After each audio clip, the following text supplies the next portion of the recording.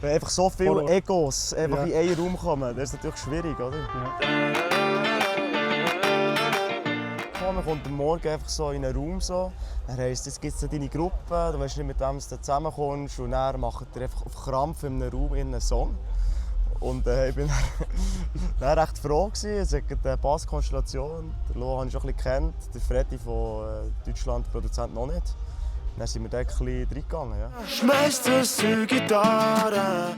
Wo du den Satz hast gesagt, der nicht zum Refrain anfängst, oder?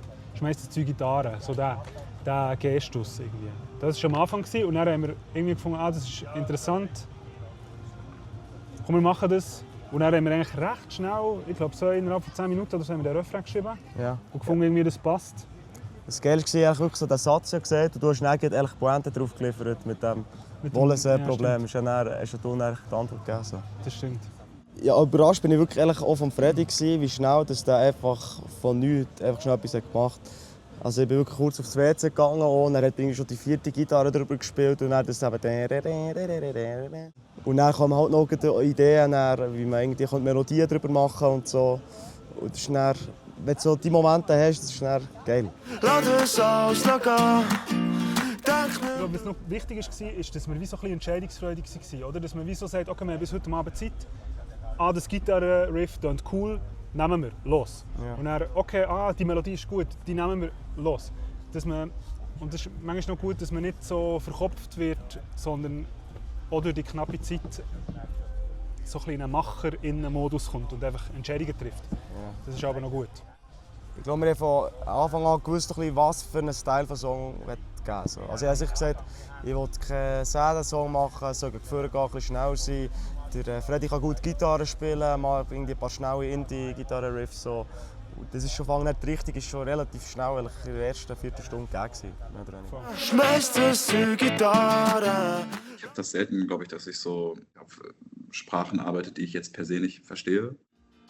Vorteil vielleicht, dass ich nicht unbedingt direkt die Sprache verstehe und dadurch, dass ich nicht so tapped in bin, so, oh, das passiert gerade im schweizerdeutschen Bereich, das sind so die Beats oder die Sounds, die so benutzt werden, hat man immer so eine Outsider-Perspektive. Ich glaube, das ist generell was Gutes auch.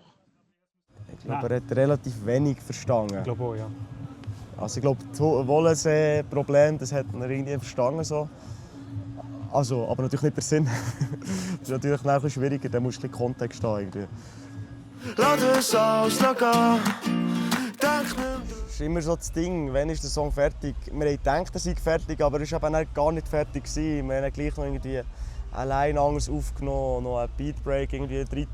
Und manchmal täuscht man sich auch. Und dann, das haben wir glaube ich, irgendwie auch erst ein bisschen an dem überlegt, aber dann erst irgendwie am nächsten Tag gecheckt, dass wirklich noch etwas fehlt. Und gleich sind eigentlich, würde ich sagen, so die Änderungen mega klein gewesen, die wir neu gemacht haben, nachträglich, oder?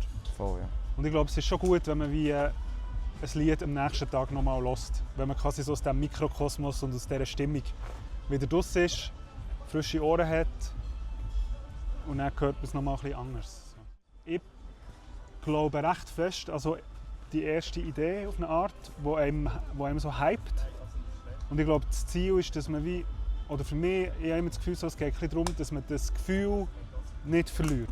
Auch wenn man viel muss anpassen oder so, aber irgendwie geht es darum, dass man wie so das Gefühl von Begeisterung, das man hat, wenn etwas kommt, so, dass man das nicht verliert und dass man das immer noch hört am Schluss des Songs. Ungefähr so, würde ich sagen.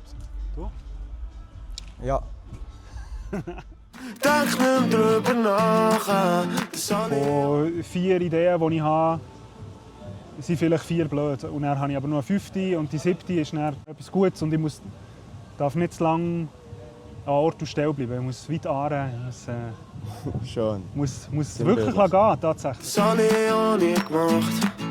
Der Unterschied in dieser Zusammenarbeit ist wahrscheinlich, dass man irgendwie gleich gewissen Kompromiss eingeht. Ich hatte eigentlich recht eine für mich unangenehme Rolle gehabt, weil es wie bei diesen Einteilungen morgen, wenn man die Teams zusammenstellt, dann ist klar, okay, das ist der Komponist, quasi, der produziert das ist der Artist und das ist der Writer.